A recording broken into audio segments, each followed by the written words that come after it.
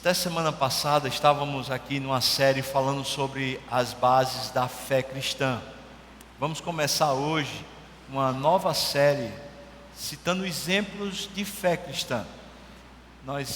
É como se nós tivéssemos estudado a teoria e agora a gente vai ver a prática. Pessoas que se aventuraram a viver pela fé e que falharam, tropeçaram, cometeram absurdos, mas cujo alvo do coração, cujo homem interior queria Deus, caminhava para Deus, às vezes se desencaminhava, tropeçava e errava, mas voltava para buscar a Deus. Esse período que Deus quiser, que a gente vai estar estudando, nós vamos estudar a história de Abraão, a história de Isaac e a história de Jacó. Não são os melhores exemplos que a gente gostaria. Eu fico pensando que se fosse para eu dizer assim, olha, meu pai foi Abraão, olhando para a história com atenção, vendo as besteiras que Abraão fez, as coisas erradas, eu ia dizer, eu tenho vergonha de ter um avô desse, eu tenho um pai desse, porque o cara fez muita besteira. Talvez, se eu estivesse escrevendo a Bíblia, eu fosse omitir os erros para poder colocar assim um super-herói, o cara mais santo, mais puro que eu pudesse imaginar. Mas graças a Deus que a revelação das Escrituras, quando mostra os exemplos, não é a revelação de super-homens, não é a revelação da grandiosidade das pessoas. O que a Bíblia revela o tempo todo é a grandiosidade de Deus, que quando homens pequenos, pecadores como eu, resolvem caminhar com Deus, e Deus os toma para si, Deus é suficiente para fazê-los caminhar.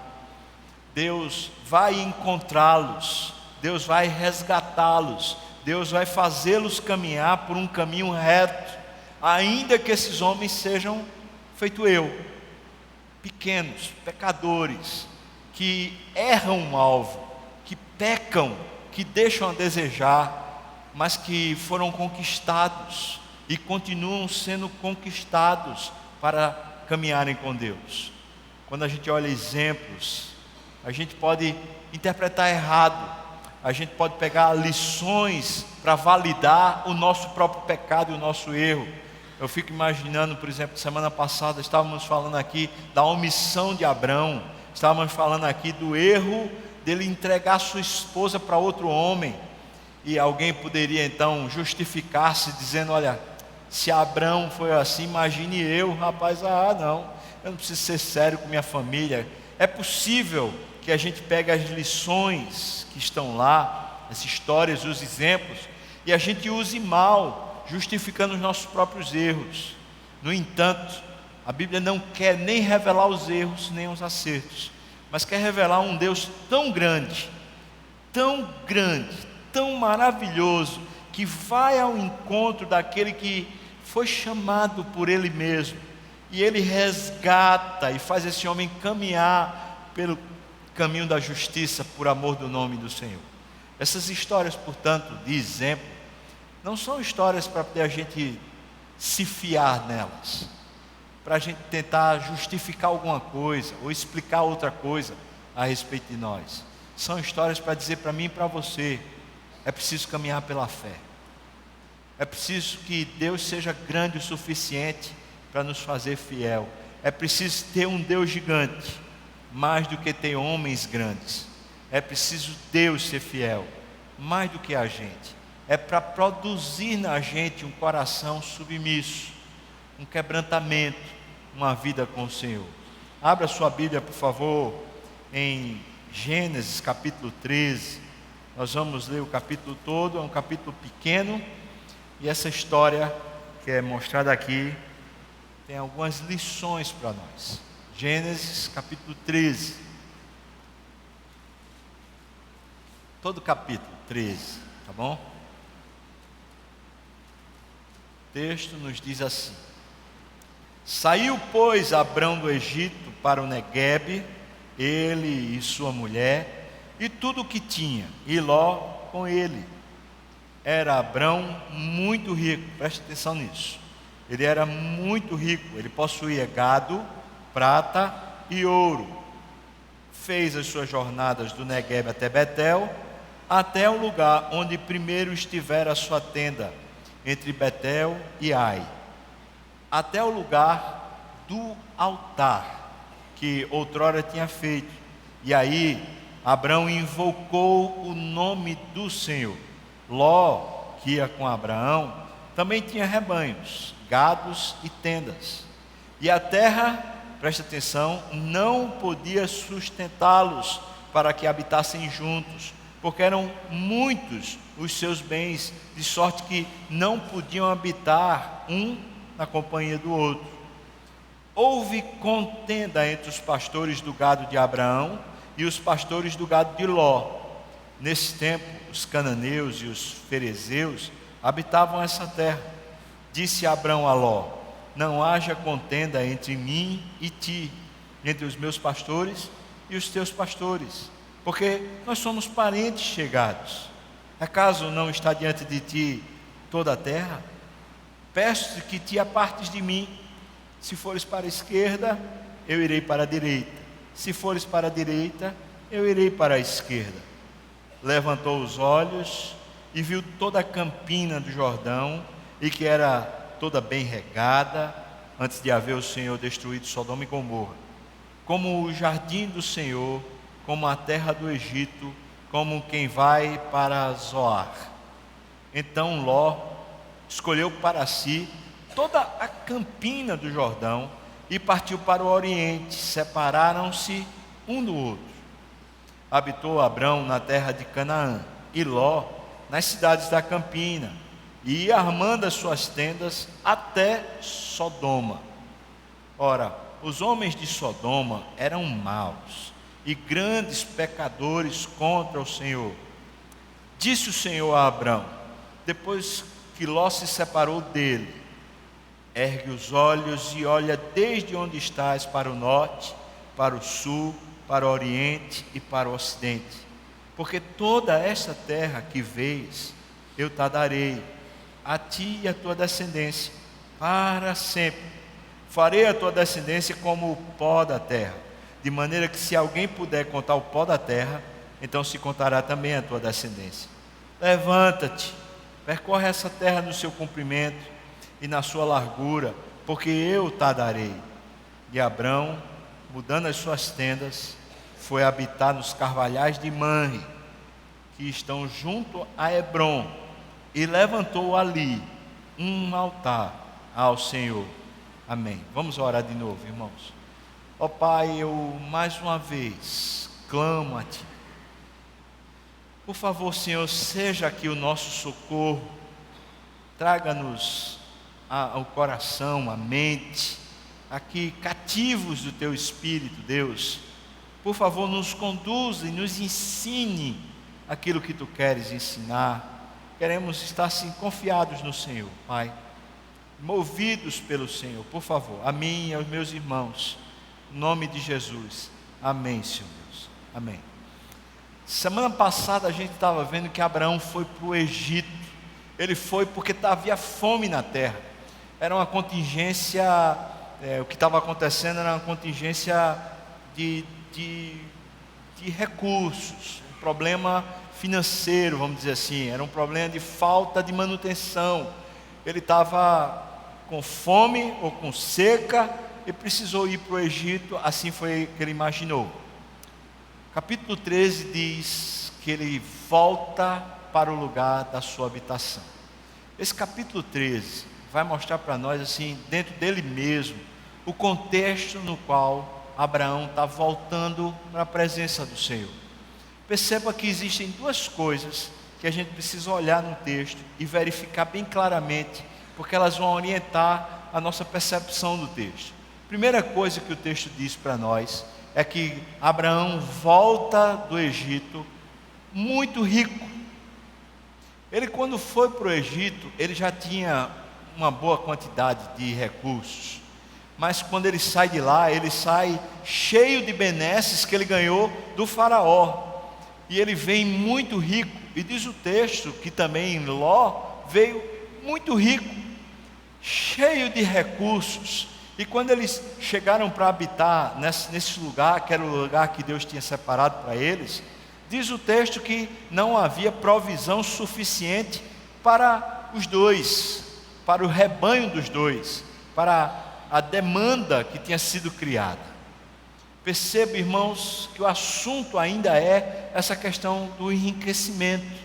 O assunto ainda é essa questão da desconfiança, da falta de fé no suprimento, na bênção que o Senhor quer derramar sobre nós. Quando Abraão volta junto com Ló, os dois estão tão ricos que eles não conseguem habitar no mesmo lugar. Perceba que aquilo que Abraão foi buscar no Egito, ele adquiriu. Se ele foi buscar provisão, se ele foi buscar algum recurso, ele ganhou de sobra. Ele não só supriu os seus, mas ele conquistou ainda mais. E ao conquistar esse muito mais, quando ele volta para o lugar onde Deus o queria, quando ele volta para o caminho do Senhor, ele volta e ele tem problemas porque não tem na terra o que é suficiente para sustentar os dois. Eu fiquei pensando aqui que assim é a riqueza, os recursos que a gente adquire sem ser a bênção do Senhor, sem ser a provisão do Senhor. Quando eu e você começamos a caminhar em direção à nossa manutenção, quando o nosso esforço e dedicação é simplesmente para a gente ter recursos, para a gente conquistar, para a gente ganhar, quando o nosso trabalho é para pagar conta e para economizar recursos e para ter sonhos contemplados, quando a nossa meta é simplesmente aqui na terra, às vezes Deus deixa a gente enriquecer, às vezes Deus deixa que a gente comece a ganhar mais recursos do que o que a gente precisa. Às vezes Deus simplesmente deixa que a gente fique rico. Eu vou dizer mais, me parece pela história de Abraão, no final, a gente vai vendo o texto todo, a história toda, me parece que já era projeto de Deus mesmo, que Abraão ficasse rico, mas perceba que ele vem com a herança do Egito, ele vem com a riqueza que ele adquire no Egito, que termina transtornando a sua casa. Ló é o seu filho adotivo, vamos dizer assim. Ló é um órfão, era filho do irmão de Abraão, e quando o irmão morreu, Ló foi acolhido por Abraão e Sara como sendo seu filho. E Ló agora não consegue mais habitar com o seu pai. Há um desentendimento, e o problema que gera o desentendimento, o problema é a quantidade de recursos que eles têm. Ora, em quantas famílias é exatamente a mordomia dos recursos o motivo pelo qual há tanta dissensão, há tanta briga, há tanta crise?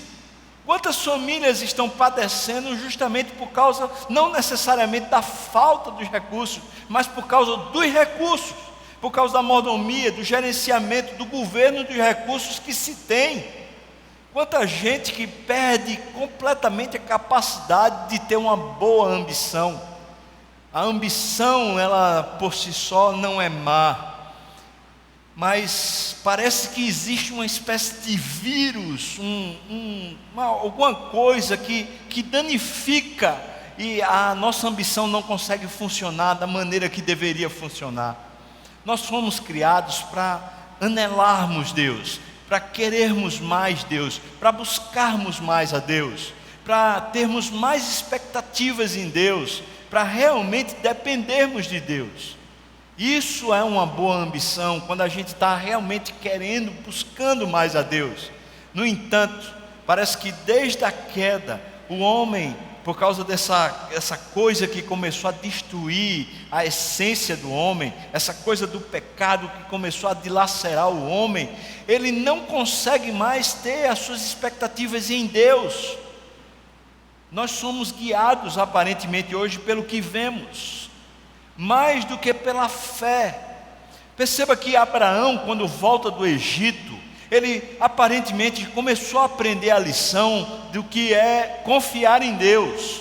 Ele, quando tem a celeuma com Ló, ele diz para Ló: Ló, escolha, O que você escolher, você for para um lado, eu vou para o outro. Parece que Abrão, ele está agora já começando a dar passos de fé, dizendo assim: olha, eu vou depender do Senhor, eu não vou brigar, eu não vou lutar por direitos, eu não vou lutar por conquistas, eu não vou lutar pela provisão do meu rebanho, eu não vou lutar pela provisão da minha casa, eu vou descansar em Deus. Ló, o que você escolher, eu vou para o outro lado. Mas perceba Ló, irmãos, Ló parece exemplificar muito bem o que normalmente nós somos. Ló olha para a terra, Ló procura o local onde no local, às vistas, já estão os recursos. Ele procura o lugar do conforto, o lugar do subsídio, o lugar onde estão contempladas as suas necessidades. Ló não tem um pingo de aprendizado a respeito da fé. Ele ainda está vivendo pelo que ele vê e não pelo que Deus quer dar. E o que ele viu foi uma campina muito próspera, e o texto diz que Ló foi para essa campina e foi estendendo as suas tendas até Sodoma. Essa região, se você quiser dar uma olhada no mapa, é a região onde tem o Mar Morto. Só que é para o lado oriental do Mar Morto, descendo ali na região de Moabe, no cenário bíblico. Depois você pode procurar o mapa. Na região de Moabe, especialmente alguns historiadores falam, na região mais ao sul daquele Mar Morto, é onde havia Sodoma e Gomorra. Veja só, ele está numa região, diz o texto lá, que eles estavam na beira do rio Jordão. Eles estavam ali, Betel e Ai. Abraão subiu na campina, talvez ele subiu na montanha de Jericó, uma das montanhas altas que tem naquela região, que dá para ver toda a terra. E Ló olhou e viu naquela região fronteiriça do Mar Morto uma grande quantidade de recursos para os seus rebanhos. E Ló é guiado pela necessidade, mas é guiado também pelo que ele vê. Ele diz: ali tem os recursos necessários para mim. É como alguém que começa a fazer os cálculos sobre: faço ou não faço esse curso, faço ou não faço sigo ou não sigo essa profissão, baseado no mercado de trabalho, baseado nas suas aspirações e sonhos. Não é baseado no que Deus quer, não é baseado na provisão de Deus, é baseado simplesmente no que consegue ver. Ló fez isso. Ló foi por onde ele conseguia ver. E mais para frente a gente vai ver que isso foi uma desgraça na vida de Ló. Mas Abrão não. O texto diz para nós que Abrão simplesmente se dispôs. Agora percebe, irmão, ele está muito rico. As consequências de ter se enriquecido de maneira fora do padrão bíblico, por isso eu vou chamar ilícito no sentido disso, não no sentido que havia corrupção, mas no sentido de que ele foi para o lugar que ele não deveria ir, e que ele se enriqueceu com a riqueza que ele não deveria ter, porque não era de Deus, portanto é ilícita no sentido bíblico. Aquela riqueza só fez destruição dentro da sua família, mas Abrão aprendeu a lição e agora ele está se dispondo a viver pela fé. Então para ele qualquer lugar é suficiente, porque Deus está com ele. Enquanto Ló vai na direção da sua visão, daquilo que ele percebe, daquilo que ele entende que vai ser a sua provisão, e Ló vai se desgraçar para lá. A história está mostrando para a gente tomar muito cuidado com como nós lidamos com as riquezas, como nós lidamos com os recursos, como nós lidamos, como é a mordomia da nossa alma. Irmãos, esse assunto riqueza na Bíblia não é um assunto tão simples. Nós vemos do começo da história da humanidade até Apocalipse, nós vemos que esse é um assunto que Deus tem interesse em tratar e em ensinar a igreja, ensinar o seu povo como lidar com esse assunto. Perceba que Jesus, falando com um homem rico, que dizem que é um jovem rico, quando veio ao seu encontro e falou para Jesus: eu quero te seguir, o que é que eu devo fazer? Jesus diz: então cumpre os mandamentos. Ele fala: eu já faço isso, eu já sou um cara todo certinho, Então Jesus diz: vai, vende tudo o que tem, dá aos pobres e me segue. E diz o texto que ele ficou constrangido. A palavra constrangido quer dizer, lá no original, quer dizer revoltado. Houve uma revolta, é como se ele dissesse assim: injustiça, o que é que esse cara está querendo? E diz que ele sai revoltado da presença do Senhor. Ele vai embora, ele não aceita. E Jesus se volta para os seus discípulos e diz as seguintes palavras: quão dificilmente os que têm riquezas entrarão no reino dos céus. E os discípulos se voltam para Jesus e dizem assim: sendo assim, Senhor, então quem vai entrar no reino dos céus? Jesus então disse para os discípulos: olha, o impossível dos homens é possível para Deus. Deus pode sim converter o coração de um homem que tem riquezas, que tem posses, mas só Deus, porque afinal de contas, esse assunto de riqueza, de mordomia, de gerenciamento de recursos, é um assunto que consegue distrair demais a alma da gente, consegue perverter demais a nossa fé, consegue muitas vezes deixar a gente sem confiar em Deus. A Bíblia está mostrando um exemplo. O que é caminhar com Deus? Como é que eu posso caminhar com Deus quando o assunto é um assunto difícil, como questões financeiras, como gerir recursos, como mordomia? Como é que eu vou abastecer e suprir a minha casa, a minha família, uma igreja, o que Deus colocar na minha mão? Como? Pela fé. Esse negócio parece muito teórico, pastor. Isso é história. Conversa, para de trabalhar para tu ver. A Bíblia não diz para a gente não trabalhar. A Bíblia não diz para a gente ser um preguiçoso dentro de casa e ficar esperando cair do céu. O que a Bíblia diz para mim e para você é que a gente deve trabalhar para a glória de Deus. A gente não deve trabalhar pelo recurso. Essa maneira de pensar, trabalhando para ter o salário, para o recurso, para receber e pagar as contas, essa maneira ímpia, essa maneira secular. O que a Bíblia diz para nós é que precisamos trabalhar para a glória de Deus e que Deus vai suprir todas e cada uma das nossas necessidades. Amém ou não, irmão? Você entendeu? Trabalha para Deus. Aí você diz: pastor, trabalha para Deus. Eu não. Eu tenho que trabalhar nesse mercado bruto aí. E se eu não fizer a minha vez, se eu não fizer o meu negócio, eu vou ser engolido. Essa é uma maneira ímpia de perceber o mundo. Essa é uma maneira que você pode dizer: isso é a realidade, pastor. O senhor não sabe como é não. Saia daí do seu púlpito e venha viver aqui a vida comum, que você vai ver como é. E eu vou continuar dizendo para você, irmão, baseado nas Escrituras. Não é baseado na experiência, é baseado nas Escrituras. As Escrituras dizem para mim e para você que Deus quer que a gente trabalhe.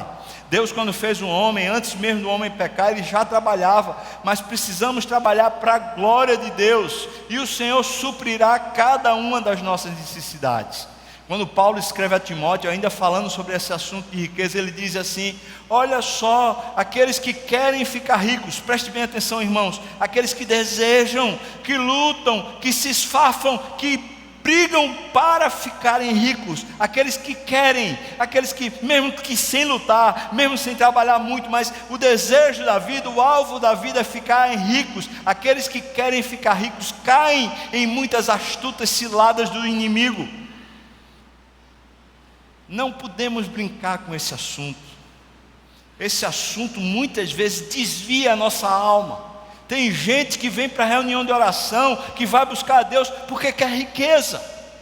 Está aí a Igreja Universal cheia de gente que vai para lá para poder pagar dívida, que vai para lá para poder ter alguma benesse, para ter alguma riqueza, para ter alguma provisão. Não vai buscar a Deus, mas vai buscar o que Deus pode dar, e não a presença de Deus. Pessoas que foram chamadas para caminhar com Deus, não foram chamadas para viverem nesse estilo de vida penoso, de constantemente viverem aflitas, de viverem num corre-corre, a fim de manter, de sustentar, de ganhar e de galgar. Essa ambição, ela é defeituosa, ela é fruto só das vistas, das nossas emoções, dos nossos sentidos, não é fruto da fé. A Bíblia diz que pela fé, a fé é a certeza das coisas que você não consegue ver, é a firme convicção dos fatos que você não consegue ver. Fé é você descansar a sua alma na soberania, é você deixar de em berço esplêndido, é deixar diante do Senhor e trabalhar todo dia com muito esmero, arregaçando as mangas, com dedicação, com suor, com lágrimas e com choro, trabalhar a fim de que o reino de Deus cresça, a fim que a glória de Deus desça, a fim que o Senhor se estabeleça nessa terra. É trabalhar todo dia no seu escritório, no lugar da luta, lá no mundo, onde as coisas são briguentas, onde as coisas são renhidas, onde as coisas são difíceis. É lutar para a glória de Deus e não para um enriquecimento. E claro que Deus quer que alguns de nós, dos seus filhos, enriqueçam. E Deus vai prover para alguns mais do que eles precisam, para que enriqueçam. Não há demérito na riqueza, mas se a riqueza se torna um tesouro, ela passa a ser um Deus. Na Bíblia, Jesus trata a riqueza como sendo uma entidade, chama a riqueza de Mamon. Mamon era uma entidade, um Deus que o povo vinha e reverenciava. A Bíblia então diz: olha, não fica tomado pelas riquezas, você vai tropeçar, você vai se desviar, você vai parar no Egito, ou então vai parar nas bordas de Sodoma, ou você vai para um enriquecimento ilícito fora da vontade de Deus que desgraça a sua família, ou você vai parar nas beiras de Sodoma, onde começa um tipo de orgia, de sensualidade, de dilaceração moral, tomando a sua alma. Não brinca com esse negócio. Esse assunto para Deus é tão bem resolvido, Deus está tão bem resolvido a respeito de riqueza, que a Bíblia diz que lá no céu as ruas vão ser de ouro, ou seja, o pavimento, o cimento, a argamassa, o piche, o betume, o que vai estar no chão é ouro. Ouro não serve de nada lá no céu, não serve de nada. Alguém que caminha com Deus vai insistir nessa tecla, vai tocar ela toda vez. Confia em mim, filho, confia em mim, descansa, descansa. Eu sou o Deus da tua provisão, eu sou fiel, eu estou amanhã na tua vida, eu estou contigo, eu sou o teu Deus. Descansa, filho, eu sou suficiente para você, descansa. Para que essa luta? Para que essa agonia? Para que essa ânsia? Por que essa falta de sono? Por que essa crise, essa briga dentro de casa? Por que você está rilhando os dentes? Por que você está pronto para se separar? Por nada. Descansa, filho. Deixa comigo, eu vou cuidar desse assunto. Eu sou suficiente para você, filho. Eu sou suficiente para você. No deserto, no lugar onde você não tem uma plantinha para arrancar, não tem uma gota d'água para extrair, todo dia caía o maná, todo dia Deus dava a fonte de água, nem que fosse por meio de uma pedra. Deus sabe o de que necessitamos antes que o peçamos. Ele nos conhece. Perceba que Abrão está voltando para o altar. É por isso que ele começa a descansar, enquanto Ló se desencaminha. O texto mostra uma segunda coisa que eu preciso perceber. No capítulo 11 e o capítulo 12 diz para nós que Abrão precisava deixar a terra, mas também precisava deixar a parentela. E perceba que o próprio Abraão diz para Ló: você é meu parente chegado. Ora, o próprio Abraão entendia que precisava deixar Ló, porque era parente chegado, e Deus tinha dito: sai da tua parentela. Mas Abraão tinha tido um tipo de obediência parcial. Não era aquela obediência de alguém que se lança diante do Senhor, mas esse negócio de deixar, de abrir mão desse filho querido, desse aconchego de casa, dessa coisa que abençoa tanto a gente. Abraão não estava conseguindo largar. Abraão não estava conseguindo deixar lá: filho, você eu amo muito, mas Deus disse para deixar minha parentela. Eu vou precisar deixar você, Ló, que é um filho do coração, eu vou precisar deixar você aqui. Você caminha aí com meu pai, caminha aí com meus outros irmãos, caminha aí, você já é adulto, caminha aí. Eu preciso caminhar com Deus. Os termos de Deus para o caminho de Abrão não seriam mexidos. Deus não substituiria o que ele tinha dito: deixa a tua terra e deixa a tua parentela. O caminho com Deus tinha que ser nos termos de Deus, não nos termos da mordomia de Abraão. Não era segundo a conveniência de Abraão, nem segundo o conforto emocional de Abraão, mas era segundo os termos do Senhor.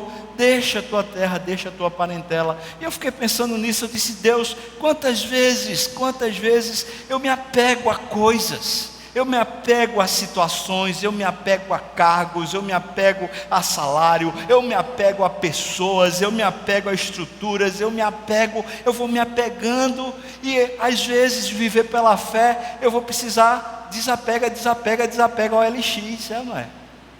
Vou precisar largar. Deus sabe o que eu preciso largar. Às vezes eu nem imagino, porque tem coisas tão preciosas que a gente não consegue muito perceber. Veja que para Abrão é uma coisa por demais preciosa, é o filho adotivo, mas é o filho, é o cara que ele criou, é o cara que ele ama. Mas Deus disse: deixa. Veja que Abrão, mesmo no litígio lá entre os pastores de um e outro, Abrão chega para Ló e fala assim: você é meu parente chegado, você está aqui, aqui no meu coração. Mas Deus tinha dito: deixa. Irmãos, quanta coisa que Deus não quer no nosso caminho. No caminho com Deus, Deus está dizendo: deixa, larga. E eu fico aprendendo nas histórias como Deus é suficiente mesmo para caminhar com a gente, porque é tão difícil a gente largar. Eu não tenho suficiência, eu confesso publicamente, eu não tenho suficiência para largar as coisas. Pelo contrário, eu acho que eu tenho uma tendência até meio compulsiva de ser acumulador. Minha mulher que o diga, ela vai lá e briga comigo, ela diz lá: rapaz, tu fica trazendo tralha, juntando tralha dentro de casa, larga esse negócio. Parece que eu tenho a tendência de acumular mesmo, de agregar, de puxar para junto.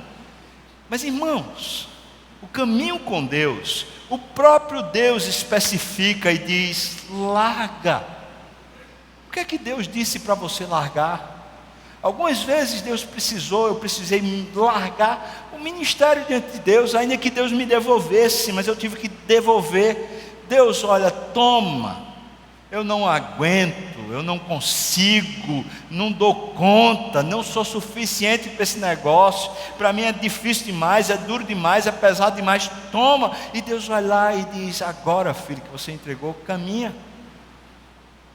O que é que Deus demanda de você? Porque Deus é tão lindo, Ele é tão maravilhoso, que parece que Ele sabe o tempo de tratar com a gente as coisas. Ele não faz a revelia, Ele não faz de qualquer jeito, mas parece que Ele separa um tempo, que Ele mesmo prepara o terreno, Ele mesmo vai construindo e solidificando a nossa alma, preparando tudo dentro de nós, a fim de que chegue o tempo.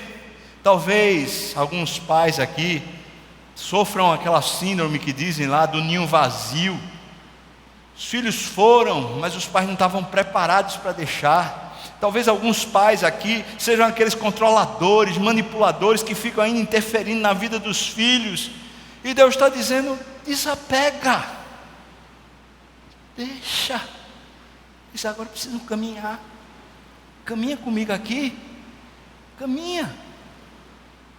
Talvez Deus queira tirar alguma coisa da gente por uma morte, por uma perda, perde um emprego, perde uma gratificação, perde, sei lá, a reputação, como o caso agora do pastor Edson, perde alguma coisa que vai, ainda que Deus depois devolva, como Deus entregou Isaac para Abraão, ainda que depois Deus entregue de volta, mas algumas vezes Deus simplesmente diz: precisa deixar, filho. E caminhar com Deus envolve sempre esse negócio de deixar o que Deus não quer que a gente leve, abandonar, desapegar. Deixa aí. Ele deixou Ló ir. Agora o plano de Deus está começando a se concretizar, e a história está começando a ser como Deus tinha dito que era. Essa era a história de alguém que caminha com Deus nos termos de Deus, não nos seus próprios termos, não na sua própria conveniência, não no seu próprio conforto, mas nos termos do Senhor. Mas o texto diz para nós de uma maneira muito linda, que ele volta para Betel e Ai, para o lugar do altar.